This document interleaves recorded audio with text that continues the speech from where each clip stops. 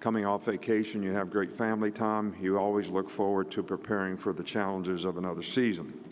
We've had a really good off season with our team. We had a good summer with our players. I think our team has made improvements and progress in, a lot of areas, whether it's physical development, attitude development, and, trying to develop a mindset that will allow us to have good team chemistry, in the future. But, as we always do, it's kind of like, here we go again in making predictions about how young people, adolescents will perform in the future. So that's why we play the games. That's why we have a season, so that we can sort of see how we grow and develop, and, how the team develops, all the things you need to develop on a team, the togetherness, the positive energy and attitude, the people being responsible for their own self-determination, the work, preparation, ability to overcome adversity, pride in performance that, make the team, allows the team to be able to play with the consistency you need to be successful for an entire season, especially in the SEC, which is a very challenging league. But I think it's also more difficult than ever to sort of predict, how your team is going to develop in all these areas, because we have more turnover, on rosters, in terms of how do you create a sense of object constancy, which we all strive for in our life, sense of belonging, sense of family, sense of consistency in what's coming next, and, what the challenges are, who I am, where I'm going, how I'm going to get there. And these things are all really critical factors in developing, creating an identity, personally, individually for players, as well as, for a team. And I think the more turnover you have, on your roster, probably the harder it is to predict, how those things actually happen. I think it's, also probably because of a lot of the changes that we have in college football as we move forward. It's also very, very important to stay focused on, what do you need to do to have a program that creates value for players and their future in terms of their personal development, their academic development, ability to develop a career off the field, which really prepares them for their future after football, and how can they develop a career, as a football player. So all these things contribute to how players can be more successful in life. And I still think, the focus needs to be on how do we continue to be able to have the kind of program that's going to help players develop, value for their future, which is why we all went to college, all of us, me included, all of you. And that's with the changes. We want to make sure that we sort of stay focused on the things that are most important for college student athletes. The players that we have here, Bryce, Will, Jordan Battle, have all represented our program in a first-class way. I think they've represented the university in a first-class way, and the conference. All these guys are on track to graduate in December, which we're very proud of the academic standard that we've been able to maintain in terms of graduation rate. I think we're in the top 3 in the country in APR. These guys have provided good leadership, for our team. They've worked hard. They're the right kind of people. They've got the right stuff. They're very talented players. But the challenge is, are the players on our team all going to buy into the principles and values and the standards of the organization, which these guys have done a great job of demonstrating, so that we can create the kind of identity that will create the kind of consistency and performance that we need to have a successful team. So mindset is really, really important to that. Leadership, which these guys have done a great job of providing, is also very important to that. But it's also, how do the other people on the team sort of buy into the leadership that have been provided? And that's always a work in progress with new players in the organization, new players on the team. So we have challenges on our team. I mean, we had 7 players drafted, 2 first-round draft picks, and some very, very good players at wide receiver and other positions that, will be difficult to replace. I think we've had 113 players drafted in the last 14 years and 41 first-round draft picks. So very proud of the fact that we've done a good job of creating value for players at the next level. But it'll be a challenge for us to replace the skilled players lost. 2 great receivers on our team last year. We've got some significant challenges in replacing, some offensive line people, which, Bryce Young is a great player. He's a great leader. He's a great quarterback, obviously. But quarterback is also a position that may be one of the most difficult positions in all of sports to play if you're not surrounded by good people. So the challenge for us is to make sure that we do an outstanding job of developing the players around him so that we can continue to be a very productive offensive team. Defensively, I think we've got 7 starters back, but again, the biggest challenge is going to be, how do we replace the corners that we lost? Because, corner is probably the one position that puts the greatest restrictions on what you can do on defense. So that's going to be a significant challenge for us as well.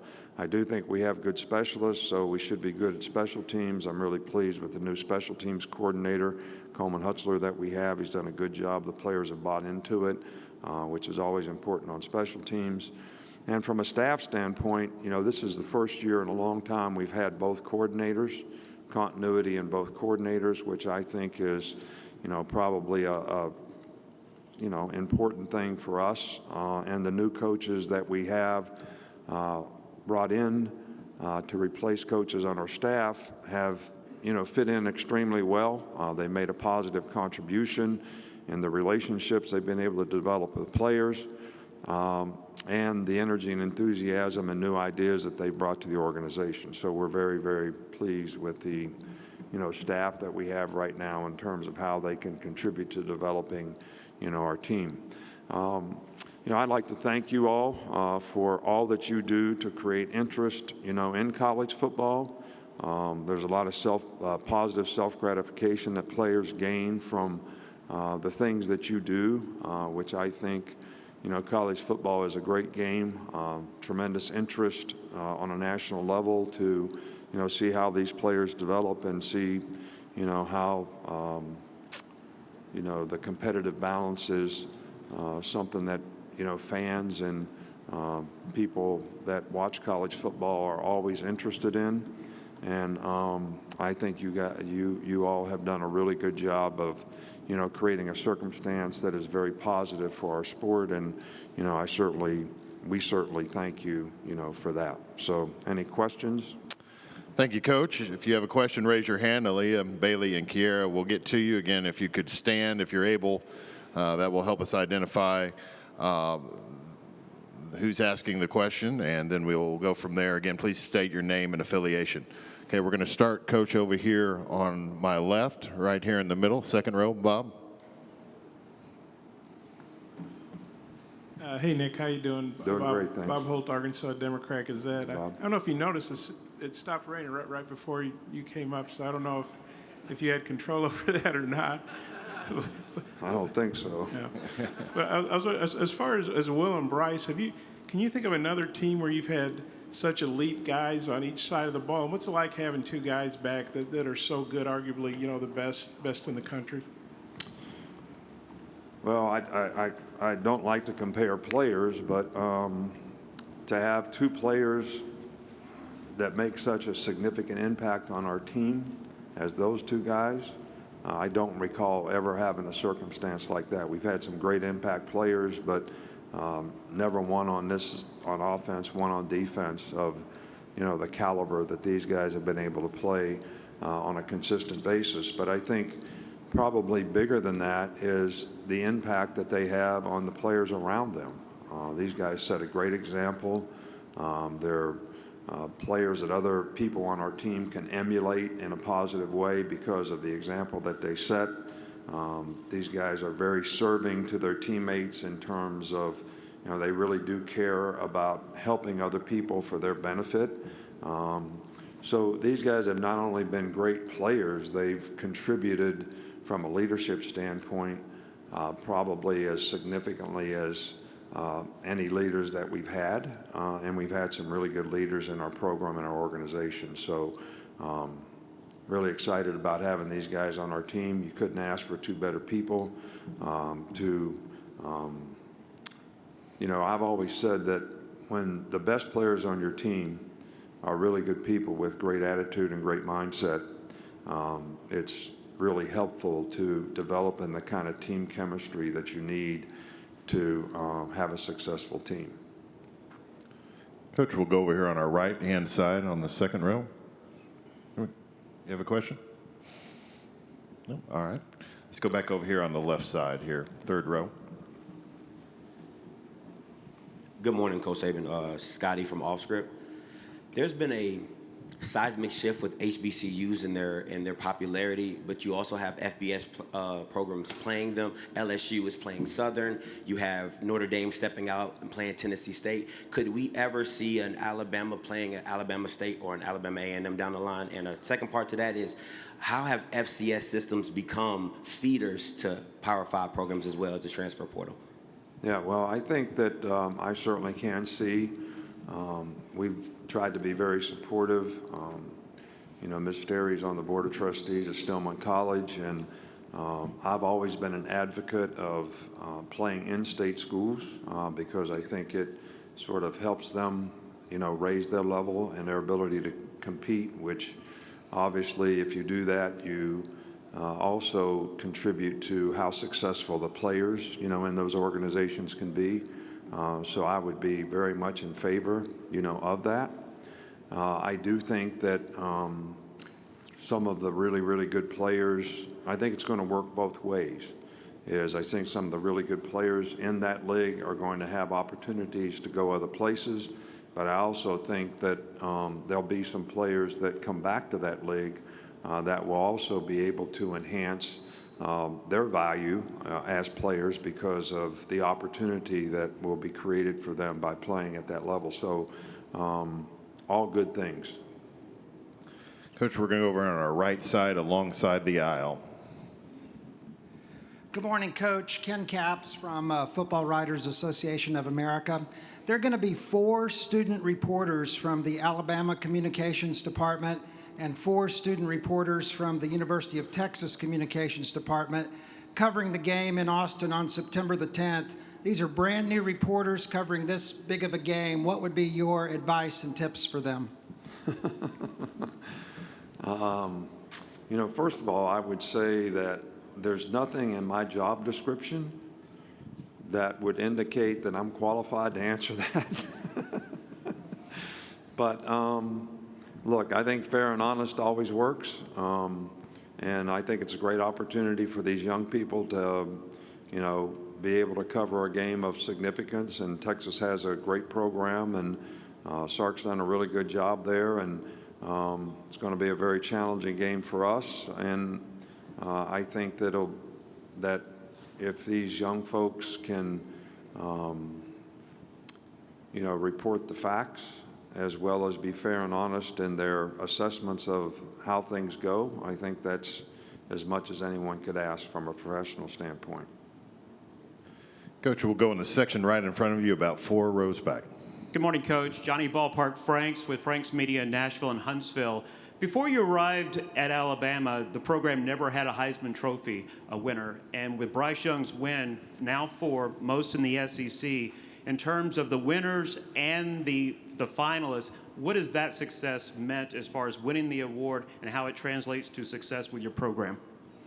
Well, I think it kind of goes both ways. I think the success that the program has had probably lends itself to more attention that our players get whether it's to make All-American or win national awards like the Outland Trophy or the Nagurski or, the Heisman or whatever it is. And because these guys all were great players and had great seasons on a very successful team that got a lot of national exposure and recognition, their performance was rewarded.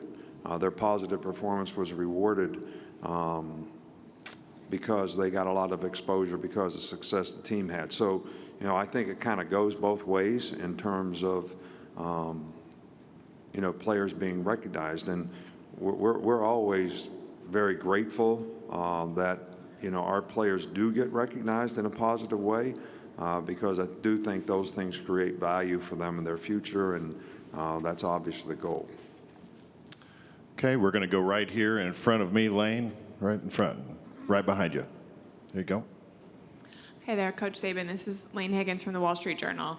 I've noticed that when you were talking about the key, building blocks for a program, you mentioned personal development, academic development, and creating value for their football career, but you didn't mention NIL. And I know that that's something that you've, kind of weighed in on earlier this offseason, but, what is your view on how Alabama can, get involved in that space, just because it is changing dynamics in college football, whether you like them or not?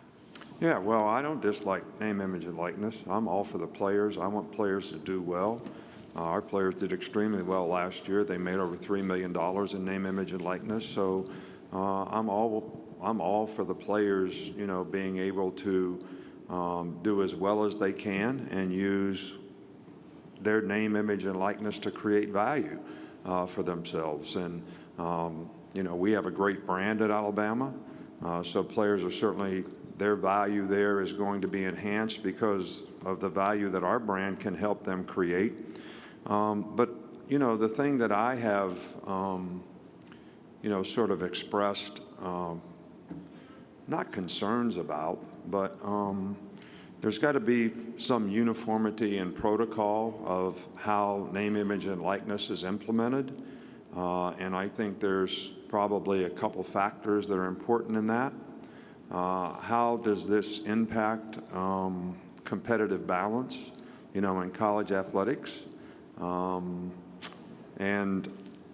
is there transparency to maintain fairness across the board in terms of college athletics?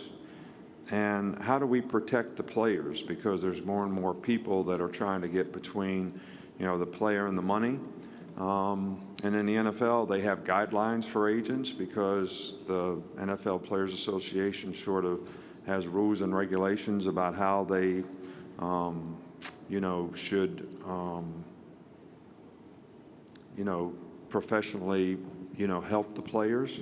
So that's, something that, we really want to make sure that our players are not being misguided in any way. And the biggest concern is, how does this impact and affect recruiting? Because on the recruiting trail right now, there's a lot of people using this as inducements to go to their school by making promises as to whether they may or may not be able to keep in terms of, what players are doing. And I think that,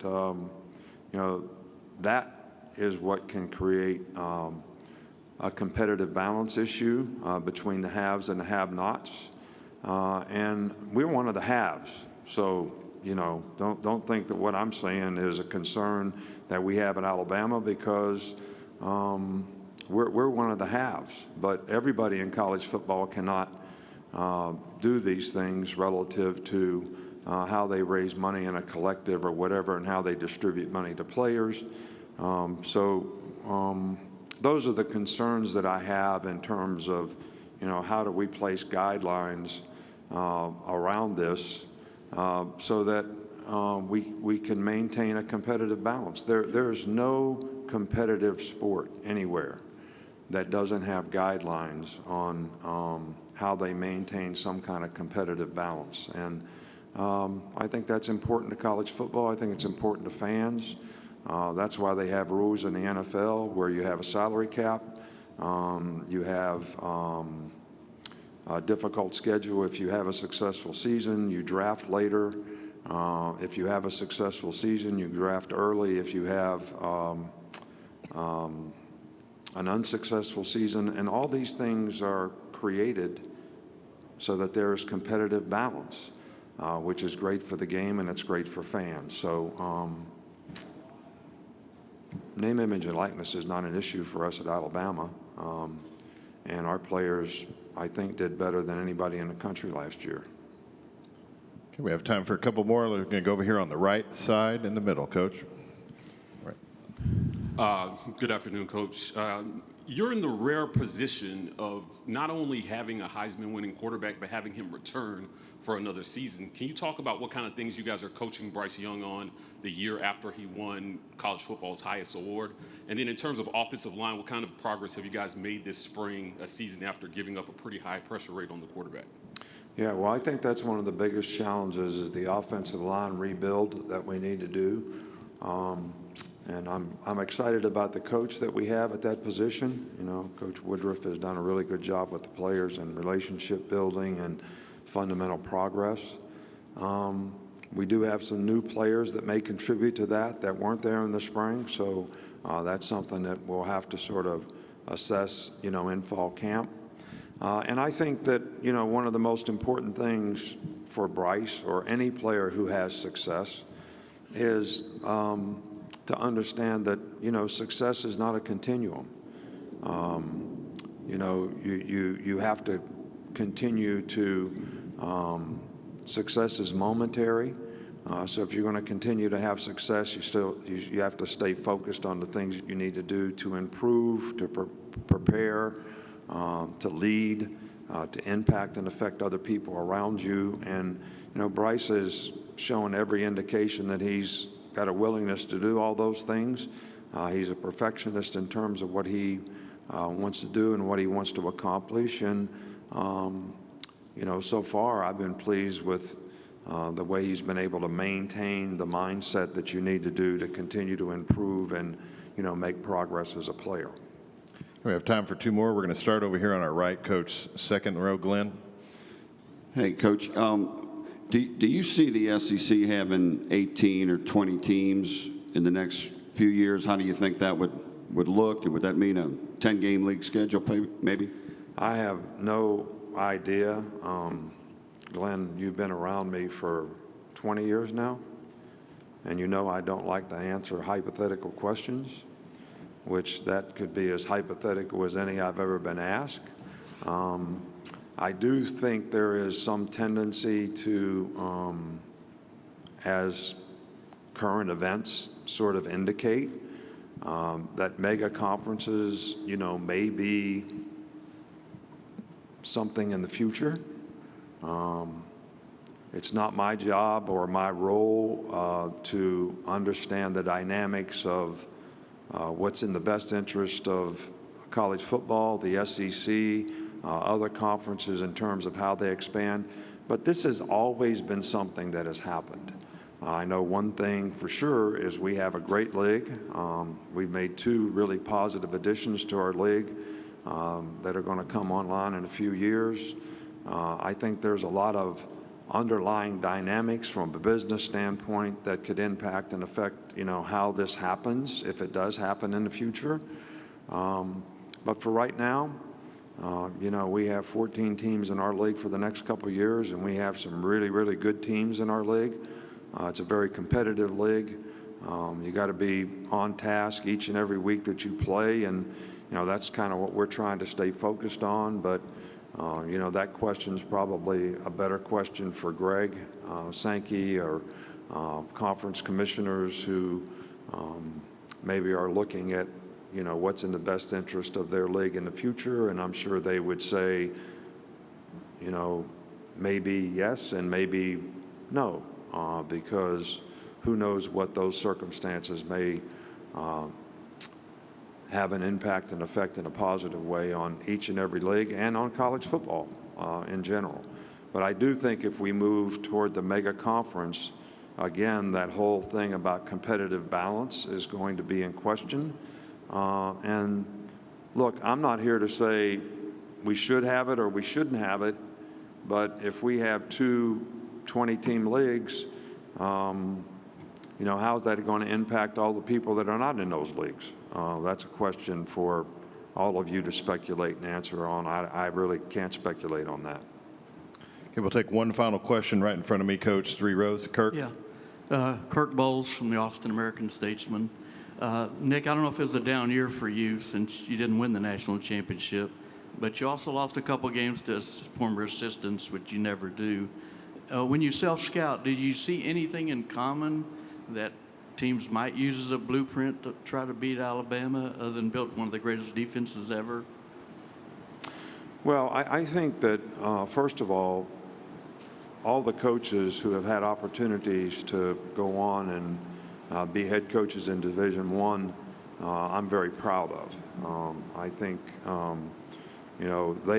they all did an outstanding job for us. They all had goals and aspirations that motivated them to do an outstanding job because they wanted to be head coaches.